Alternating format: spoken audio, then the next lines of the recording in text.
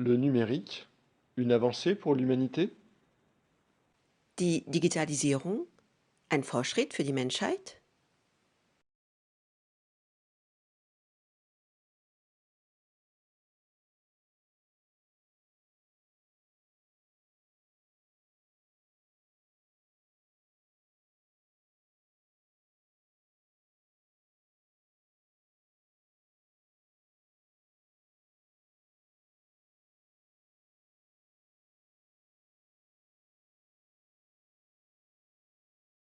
Chaque année, l'Institut français d'Allemagne et l'Université franco-allemande lancent un appel à projets auquel je participe avec mes étudiantes et étudiants de l'Université de Mannheim depuis 2018. Cette année, dans le cadre de Utopie Europa, Digitale Utopie, j'ai décidé avec mes étudiants de réaliser une exposition itinérante sur les enjeux du numérique. Je tiens à remercier tous les participants engagés dans le projet et les partenaires, en particulier l'Institut français d'Allemagne et l'Université franco-allemande. Le numérique est-il une avancée pour l'humanité? Telle est la question que nous avons abordée dans notre exposition, réalisée en plein confinement. Obligés de rester chez nous pour réaliser cette exposition, nous avons, bon gré, mal gré, expérimenté ce numérique omniprésent, omnipotent. Réfléchi à ses enjeux éthiques, sociaux, à ses dangers, mais également à ses nombreux potentiels. À présent, les étudiants vont répondre à la question de savoir si le numérique est une avancée pour l'humanité.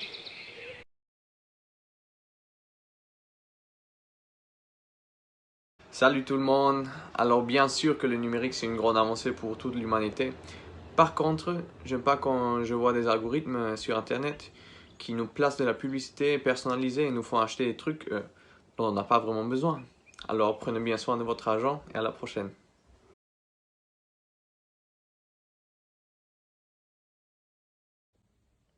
L'intégration de l'IA dans l'éducation a le potentiel de relever les plus grands défis qui se posent, comme par exemple le défi du coronavirus. L'IA peut assister les professeurs sans forcément les remplacer, en identifiant les individus en situation de difficulté, en élaborant des pratiques d'enseignement et d'apprentissage innovantes afin d'accélérer le progrès. Elle ouvre la porte à un apprentissage adapté et personnalisable. Et non. Dans l'éducation, la numérisation renforce le néolibéralisme émergent, selon lequel tout devrait être davantage individualisé. C'est-à-dire que pour l'élève, il est livré à lui-même devant l'ordinateur, sans professeur, sans camarade et sans vie scolaire.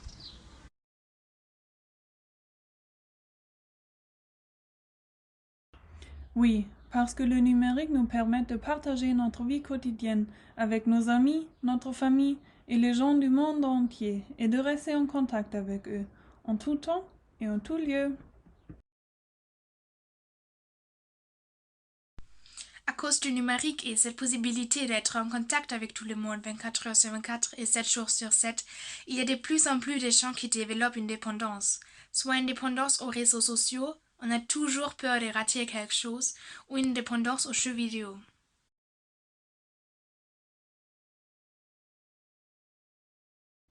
Le tracking permet d'obtenir une localisation précise qui peut être utile et même sauver des vies. Le tracking aide la police avec l'élucidation des crimes ou les parents à retrouver leurs enfants égarés. Le tracking peut même s'avérer utile dans le scénario actuel de Covid-19. Dans de nombreux pays, des personnes potentiellement contaminées peuvent être repérées grâce aux analyses de l'encontre.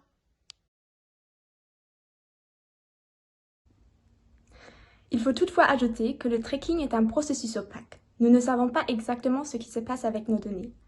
Le portable nous géolocalise, les données de nos visites sur Internet sont collectées et de nombreuses autres choses sont analysées.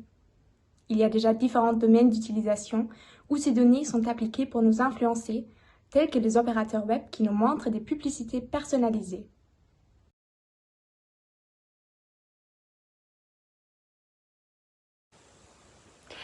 L'IA déclenche une nouvelle révolution industrielle en transformant le monde du travail.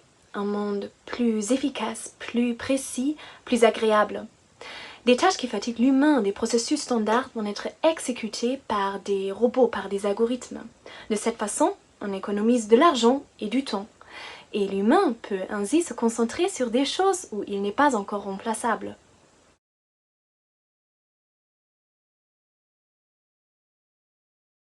La révolution industrielle n'apporte pas que des avantages. La production des appareils techniques nécessite des ressources rares exploitées dans les pays pauvres comme l'Afrique. Cette exploitation privant les gens de la possibilité de développer leur propre industrie. Et ça n'est pas une avance pour l'humanité.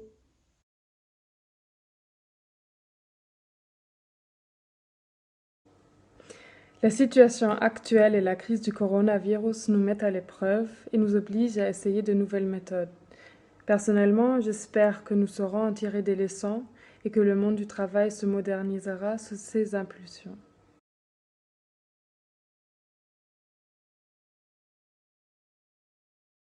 La révolution verte améliore le travail de l'exploitation agricole en utilisant des logiciels pour rendre la documentation et l'évaluation des données plus efficaces, ce qui finalement aide à optimiser la récolte et lutter la faim dans tout le monde.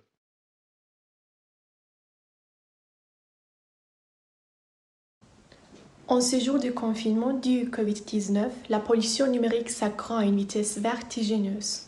Même si le numérique joue un rôle essentiel dans notre quotidien, il ne faut pas oublier les conséquences sur l'environnement. Agissons tous de manière responsable pour sauver notre planète. Au regard des avantages du numérique, surtout en ce jour de confinement, on oublie très souvent la production de CO2 de ce secteur informatique de 306 millions de tonnes par an, qui est autant que l'avion. Bien sûr, je suis très reconnaissante de pouvoir continuer mes études grâce à ces technologies, mais il faut quand même manier les ressources avec précaution.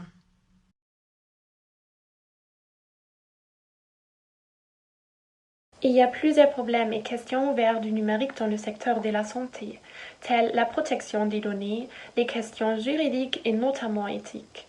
Un ruban ne peut pas compenser l'empathie et la relation interpersonnelle entre patients et médecins. C'est la raison pour laquelle l'IA ne peut pas remplacer un médecin ou soignant totalement, mais elle peut les soutenir dans les diagnostics et dans la thérapie.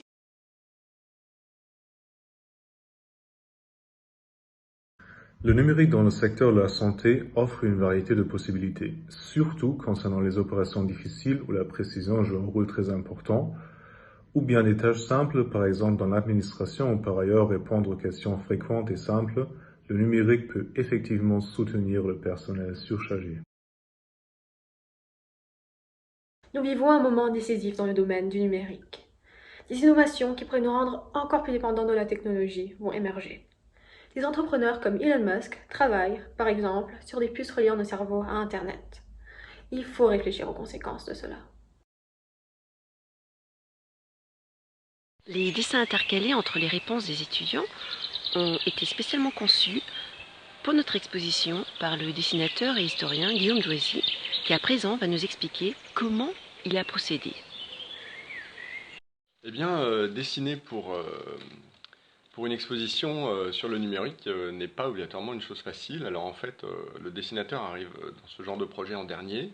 Le projet a été d'abord conçu dans sa structure, ensuite les étudiants ont réalisé leur texte, et à ce moment-là intervient le dessinateur à qui on confie les textes.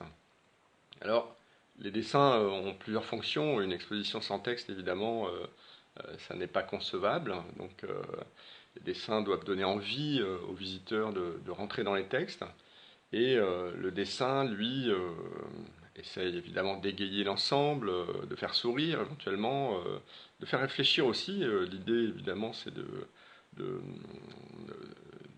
véhiculer un certain nombre d'idées, parfois d'émouvoir aussi, éventuellement de mettre en colère. Alors, c'est pas obligatoirement très simple de dessiner sur le numérique. Pourquoi ? Parce que un grand champ du numérique est totalement immatériel.